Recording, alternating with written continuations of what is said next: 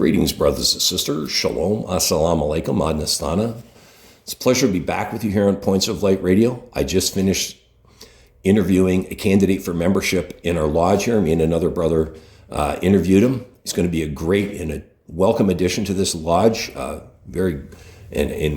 sure he will be a wonderful contributor to this lodge as well. I spoke to a brother last night from another part of the country who will be transferring his membership here, and he'll be at our next meeting. So this is wonderful. Okay, this lodge is growing, and that's as you heard me say before, that's the theme for 2025 is growth within our lodges. You've heard me say that before, and that's the theme for this particular segment of Points of Light Radio. How do we grow our lodges? How do we get sustained, continuous growth within our lodges? Not just fits and spurts, but sustained and continuous growth. So let's move forward. Let's talk to some members of different organizations and see what they have to say about it. So let's go forward, brothers and sisters. Ladies and gentlemen, seekers of light and secret knowledge wherever you may be, you are listening to Points of Light Radio, the podcast dedicated to taking you past the apron and behind the closed doors of lodges everywhere. And here is your host, Stan Miller. Let's start this discussion with Mark Alexander. He's a member of the Orange Young Britons Association in Ontario. Yeah. And what do you feel that the loyal Orange Young Briton lodges need to do, shall we say, to move forward? Well, we need youth. Yeah, we definitely need youth and to move forward. But we keep trying to get some new members. We actually have a degree day coming up on Saturday here, where we've got 2 guys joining.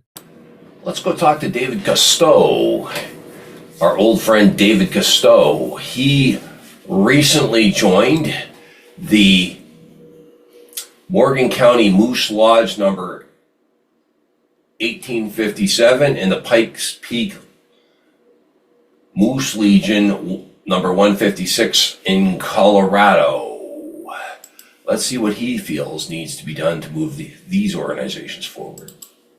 Now, what do you feel that the Loyal Order of Moose needs to do, shall we say, to move forward into the future? What do you...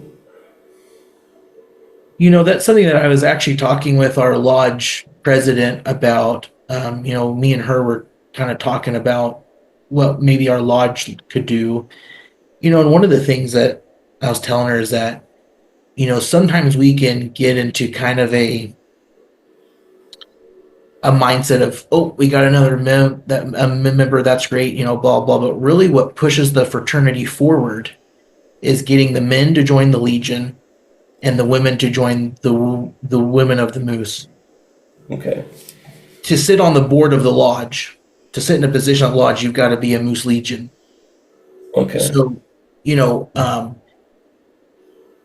I think the push should be when they join the lodge, to give them an orientation of some kind, push them towards the Legion, push them towards the Women of the Moose, get them involved, share with them what we do, and their first steps in is not necessarily taking on any responsibility, right?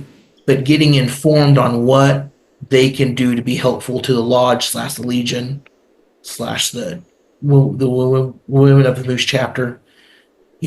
Those types of things. We really need to get them informed about how they can contribute, right? If they just want to join for the social part of it, that's fine. But we do a disjustice when we don't inform them of the higher degrees, as they call them, and the way that they can help support the Moose. Who better to speak to about fraternal growth than our friend Owen Snowden?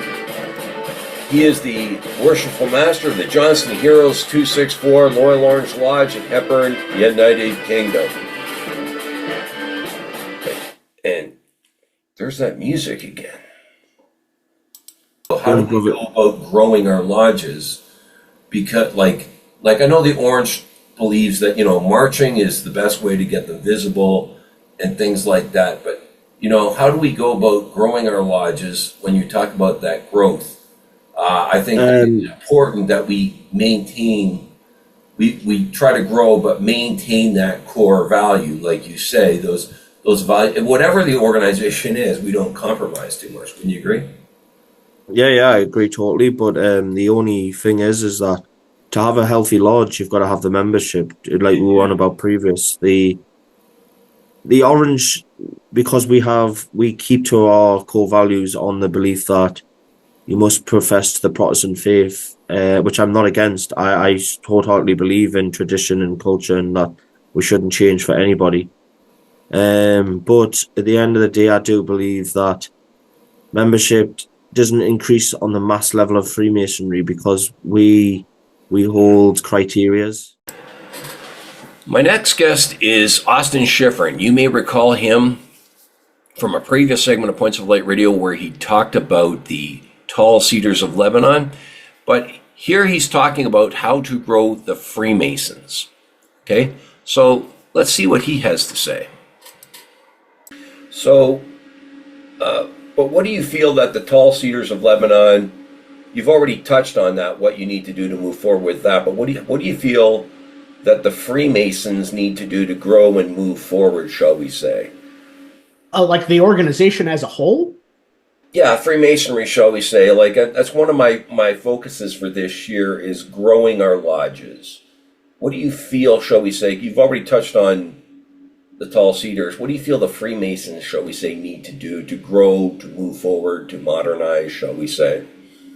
Look, I think that we exist at an interesting era in the civic and social history of the world, where it's already been remarked upon that the kind of quote unquote epidemic of male loneliness, situations that were only exacerbated by what we went through with COVID and lockdowns, maybe amplified even more when we talk about a newer generation of younger people who have grown up largely socializing over by use of technology at a distance from each other, maybe using texting or maybe using Zoom, right? And all of these tools have their benefits and also sometimes have their disadvantages. So we exist, I think, in an era where there is actually a demand or a desire for the kind of benefits that Freemasonry can provide, while unfortunately also people are less familiar with what Freemasonry is or forgetting that it even still exists than they have been in the past. So I think when there are public campaigns like the Scottish Rite Northern Masonic Jurisdiction has come out with, advertising campaigns that say not just a man, a Mason, we need to recognize the opportunity to put that message out in front of young men and say, hey, listen, we know that you may feel like you get up in the morning, you commute to work, or you telecommute, you roll down into your home office. Mm-hmm. You put in your X number of hours a day, you shut that down. Maybe your next move is you're getting on the couch in front of a screen. Maybe you're streaming some entertainment. The next thing you know, you're getting back to bed, and you may feel like your social life is a little bit deprived, and you might be wondering how it is to meet new people, but you also might prefer to surround yourself with a circle of positive influences. And we have so, or you might not only be interested in things like socializing and fellowship, you might be a seeker, right? You might be one of these people who considers themselves spiritual but not religious. Maybe you're a person who had one of these challenging experiences with organized religion, but as an adult, you're coming back to trying to explore your spirituality and figure that out. Well, we have a framework within which you can explore that. And not by feeling like you're putting yourself into an exclusionary environment, but rather by putting yourself into a place where spiritual seekers coming from other traditions get together to discuss and focus on what we have in common. what are the profound truths upon which we can agree. So our fraternity has a ton to offer that people actually really want right now. We just have to recognize the opportunities to put that message in front of them and then do it. Okay. And I think that we can counterbalance people's concerns, this phrase that is represented by guarding the West Gate, the idea that we also want to make sure that we're not just admitting new people willy-nilly, right? We want to admit men of quality, but I think we can counterbalance that by making sure that we're also getting the word out there that we exist. Let's go talk to Sigurd Iggelson. He is a member of Temple Ritter Orden in Iceland. Let's see what he feels his organization needs to do to move forward and grow in the 2020s. Now, what do you feel Temple Ritter Orden needs to do to, shall we say, move forward into the future?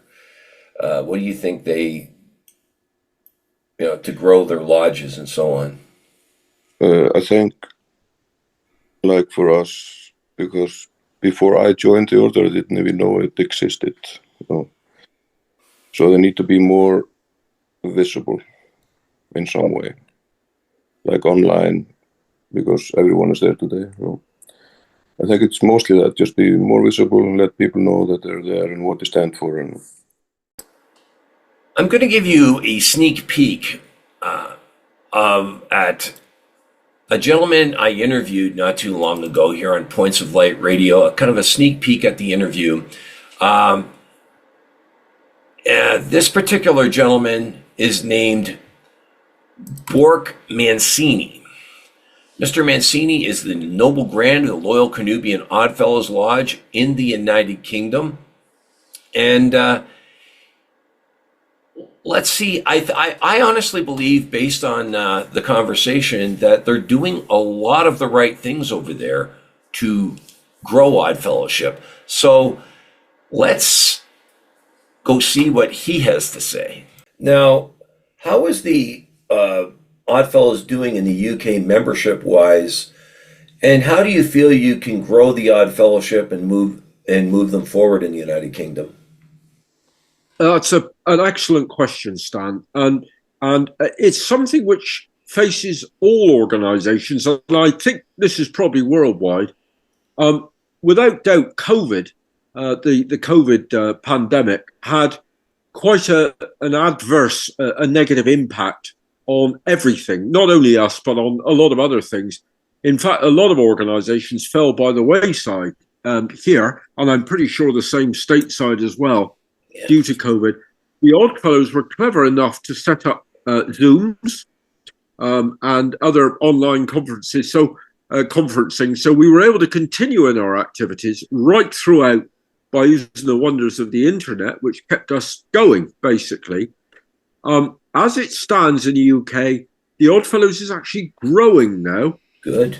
We do, as I say, it is an organisation which depends on its financial products. We're worth, I think, nationally, the Oddfellows is worth just about 0.9 billion. So wow. Probably just over $1 billion.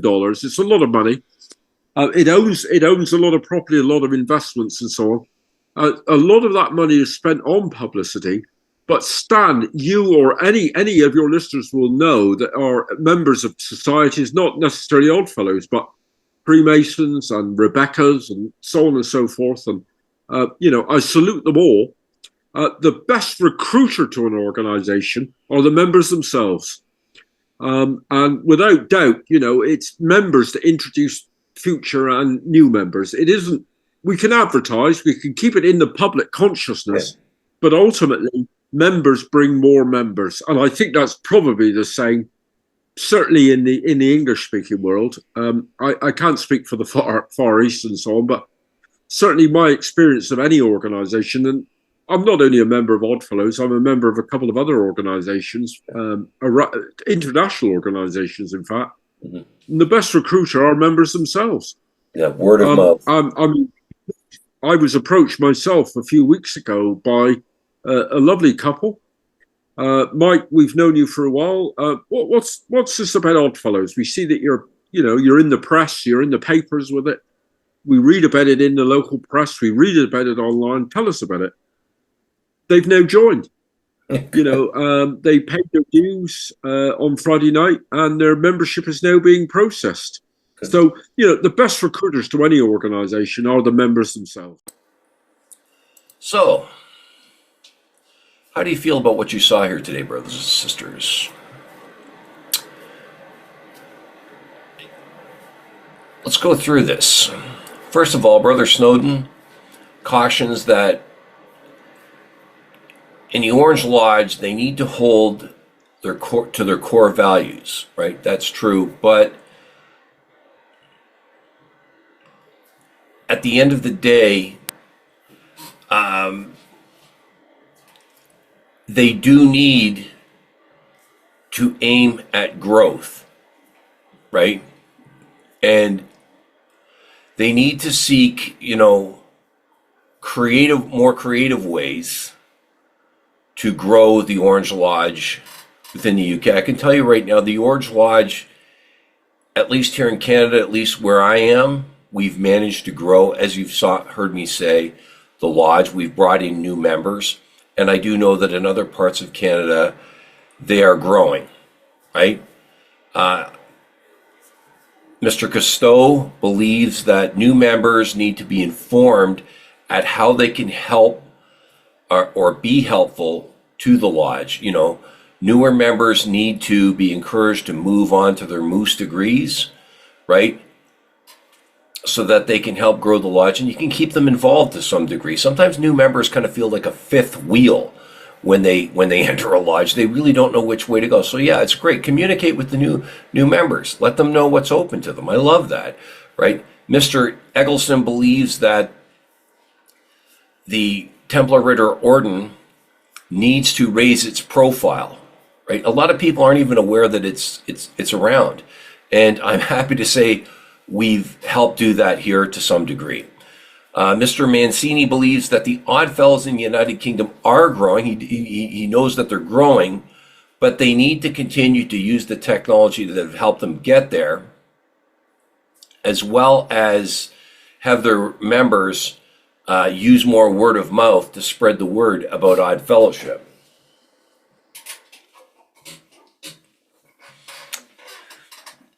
Mr. Schifrin says that we need to get the word out there that we exist. There again, raising that profile.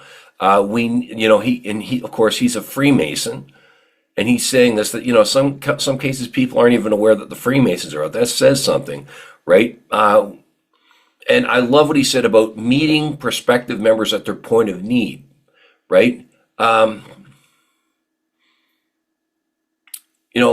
There are some very spiritually thirsty people out there, and they need to see that esoteric fraternities are places that they can meet with the like-minded, right? There's a lot of things out there, and there again,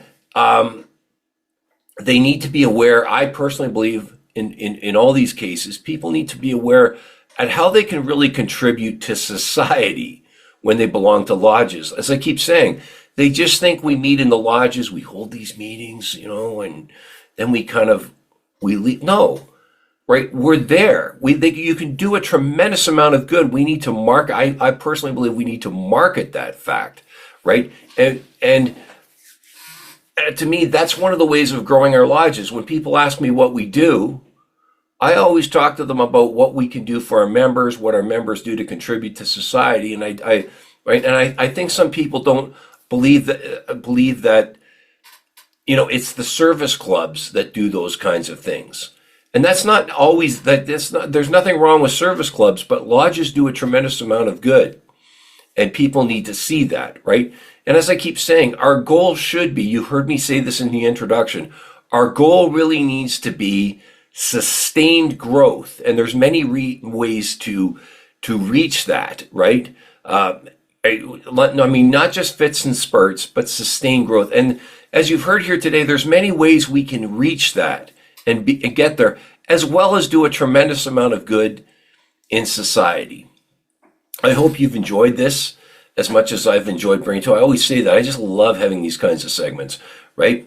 But before I go, as usual, I want to draw your attention to the PayPal link where you can hit on that link and make a voluntary donation to Points of Light Radio. We will use that to move the podcast forward.